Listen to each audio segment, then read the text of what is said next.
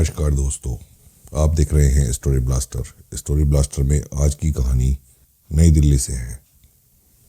दोस्तों, पर्ची में दफन था मौत का राज, गुमनाम लाश और एक क्लू।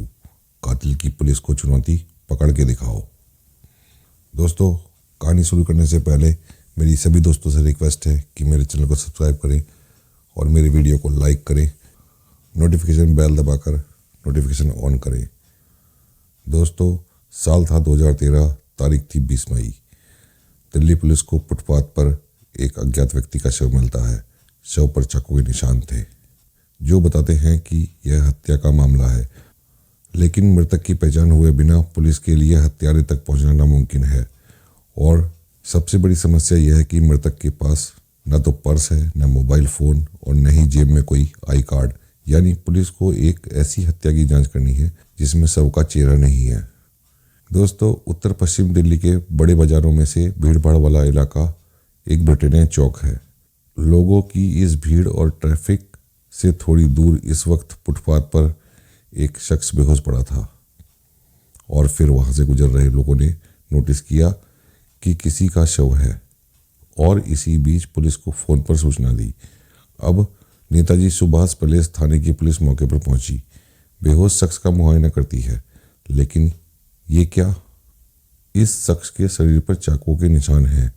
शरीर के बाईं तरफ और सीने पर लगे चाकू के घाव से काफ़ी खून बह चुका था।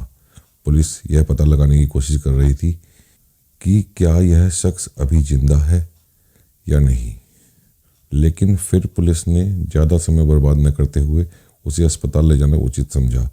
अस्पताल के डॉक्टर शख्स को मृत घोषित कर देते हैं। पुलिस शव को पोस्टमार्टम के लिए भेजती है और साथ ही हत्या का मामला दर्ज कर मामले की जांच शुरू कर देती है। शुरुआती जांच में यह साफ हो गया है कि मृतक की जेब में उसका पर्स नहीं है, मोबाइल भी नहीं है। क्या किसी ने लूट के इरादे से इस शख्स की हत्या कर दी, या फिर मृतक की हत्या कर घटना को लूट का रूप देने के इरादे से ऐसी साजिश रची गई है? जाहिर सी बात है, बिना किसी ठोस जानकारी के पुलिस के लिए किसी नतीजे पर पहुंचना नामुमकिन था। हालांकि शव और घटना के हालात से यह मामला लूट का जरूर लग रहा था। पुलिस को ऐसा लग रहा था कि हो सकता है कल रात को ये कत्ल हुआ हो, या हो सकता है ये शख्स किसी लुटेरे के चंगुल में फंस गया हो। हालांकि फिलहाल पुलिस की सारी थ्योरी कयासों पर आधारित थी, क्योंकि अभी तक न तो मृत की पहचान हो पाई थी और न ही पुलिस को कोई सुराग मिला है। हत्या की इस घटना में अभी तक पुलिस को कोई सुराग भी नहीं मिला था। लेकिन इसी बीच शव की तलाशी के दौरान मिले कागज के एक छोटे से टुकड़े पर अचानक पुलिस का ध्यान जाता है और पुलिस एक बार फिर उसी हिस्से के सहारे जांच को आगे बढ़ाने का फैसला करती है। तो क्या एक मृतक के लिए कागज का छोटा सा टुकड़ा ही काफ़ी है हत्यारे की पहचान या पता बताने के लिए? ये गुमनाम लाश पुलिस के लिए किसी पहेली से कम नहीं थी। लेकिन तभी पुलिस को लाश की जेब में एक पर्ची मिलती है जिसमें कुछ होटलों के, कुछ वेटरों के नाम लिखे होते हैं। लेकिन क्या ये पर्ची कुछ बताती है? पुलिस को सूचना या सुराग देती है? क्या इस पर्ची की मदद से पुलिस को शव की पहचान पता चल जाएगी, या फिर उसकी कोशिशें बेकार जाएंगी? वैसे तो पुलिस पर लापरवाही के आरोप कोई नई बात नहीं है, लेकिन हत्या के मामले में ऐसा कम होता है जब पुलिस जांच से पूरी तरह आंखें मूंद लेती है। लेकिन नेताजी सुभाष पैलेस थाने की पुलिस केस को सुलझाने में लगी थी। ये केस एक ब्लाइंड मर्डर केस था जिसमें पुलिस को कोई सुराग नहीं मिला। यहाँ तक कि पुलिस ने वो जगह भी ढूंढ ली जहाँ उस अनजान शख्स की लाश मिली थी। उस जगह जाकर भी वह लोगों को ढूंढते ढूंढते थक गई, लेकिन उसे पहचानने वाला कोई शख्स ना मिला। अब हार कर पुलिस ने उसी पर्ची को दोबारा जांच करने का फैसला किया जो शव की जेब में मिली थी। ध्यान से देखने पर पुलिस को पता चला कि उस पर्ची पर कुछ होटलों और वेटरों के नाम लिखे थे। यह शव होटल व्यवसाय से जुड़े किसी व्यक्ति का हो सकता है, या मृतक खुद वेटर है। बात भले ही पुख्ता न हो, लेकिन शव के पास मिले उस छोटे से हिस्से ने पुलिस को पहले ही सुराग दे दिया था। कम से कम अब पुलिस होटल लाइन से जुड़े लोगों से इस संबंध में पूछताछ तो कर सकती थी। पुलिस ने अपनी जांच को आगे बढ़ाई और पर्ची में लिखे कुछ होटलों के नंबरों पर कॉल की। लेकिन तभी पुलिस को एक बड़ी सफलता हाथ लगी जब इसी कोशिश में राजस्थान के एक शख्स ने मरने वाले शख्स को पहचानने का दावा किया। घटना के बारे में और मृतक के बारे में सुनने के बाद होटल में फ़ोन उठाने वाले व्यक्ति ने बताया, यह सच है या नहीं ये मुझे पता नहीं, पर हाँ मृतक शकूरपुर निवासी उमेद हो सकता है जो वेटर सप्लायर का काम करता है। जब पुलिस को जांच में मामूली सफलता मिली, लेकिन होटल व्यवसायी के दावे का सत्यापन होना अभी बाकी था। अब पुलिस को पता चल चुका था कि उमेद शकूरपुर के एल ब्लॉक में रहता है, इसलिए पुलिस ने शव की फ़ोटो खींची और एल ब्लॉक में उसके परिजनों की तलाश करने का फैसला किया।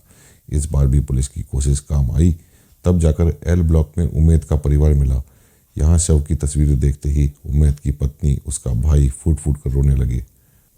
उमेद की पत्नी ने बताया, उमेद हर 2 हफ्ते में एक बार राजस्थान से घर आता था, लेकिन इस बार वह घर नहीं लौटा। लेकिन एक सवाल अब भी वही बना हुआ था, वो ये कि उमेद की हत्या किसी दुश्मनी के चलते की गई है या डकैती के चलते हुई है। इस सवाल का जवाब जानने के इरादे से पुलिस ने उसके परिवार से उन चीज़ों के बारे में जानने की कोशिश की जो आमतौर पर उसकी जेब में होती थी, लेकिन इसमें उन्हें ज़्यादा सफलता नहीं मिली। हाँ, ये ज़रूर पता चला कि उमेद के पास एक मोबाइल फ़ोन भी था जो घटना के बाद लगातार बंद आ रहा था। पुलिस ने उमेद के मोबाइल फ़ोन को सर्विलांस पर लगा दिया था, लेकिन इसी बीच उमेद के कातिलों ने एक ऐसी गलती की जिससे पुलिस को बहुत बड़ा सुराग मिल गया। अब पुलिस को मरने वाले के बारे में तो पता चल गया था, लेकिन न तो हत्या का मकसद पता था और न ही हत्यारों के बारे में। लेकिन फिर कातिल ने खुद ही ऐसी हरकत कर दी जिससे पुलिस को पता चल गया उनके विषय में वास्तव में वह कार्रवाई क्या थी और उमेद की हत्या की वजह क्या थी।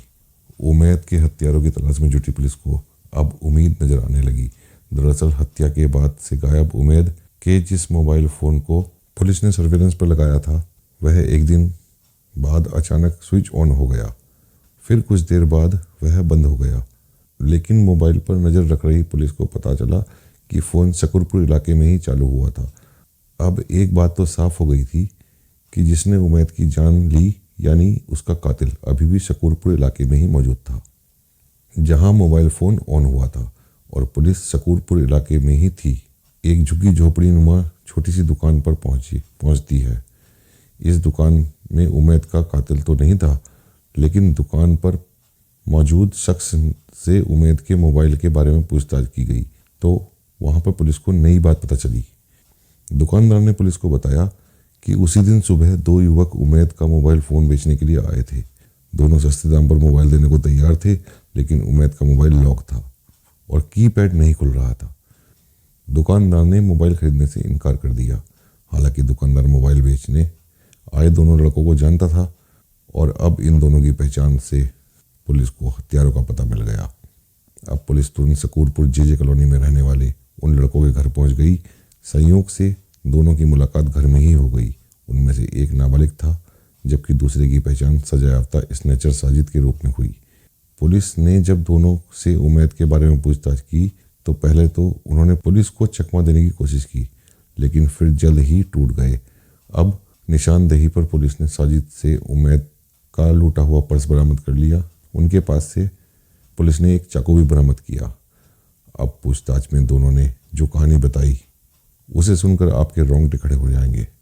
दोनों ने बताया कि घटना वाली रात वे पैसों की तलाश में इधर उधर भटक रहे थे। नशे के आदी साजिद को पैसों की जरूरत थी, तभी दुर्भाग्य से उमेद उस रास्ते से गुजर रहा था।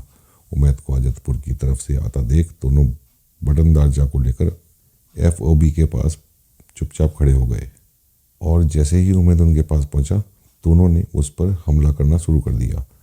इससे पहले कि उमेद कुछ समझ पाता, दोनों ने उसकी जेब से पर्स और मोबाइल फ़ोन समेत अन्य सामान निकाला और उमेद को मरा हुआ समझकर मौके से भाग गए। तो दोस्तों देखिए किस तरीके से एक कागज़ के टुकड़े ने कातिल तक पहुंचाया पुलिस को, और पुलिस ने इस ब्लाइंड मर्डर मिस्ट्री को अब सुलझा लिया था। इस मामले में पुलिस ने कानून के मुताबिक कार्रवाई की। थैंक यू दोस्तों कहानी सुनने के लिए। कहानी पसंद आई हो तो मेरे चैनल को सब्सक्राइब करें, नोटिफिकेशन बेल दबाकर नोटिफिकेशन ऑन करें, जिससे आने वाली कहानियाँ आपको शीघ्र से शीघ्र मिल सके।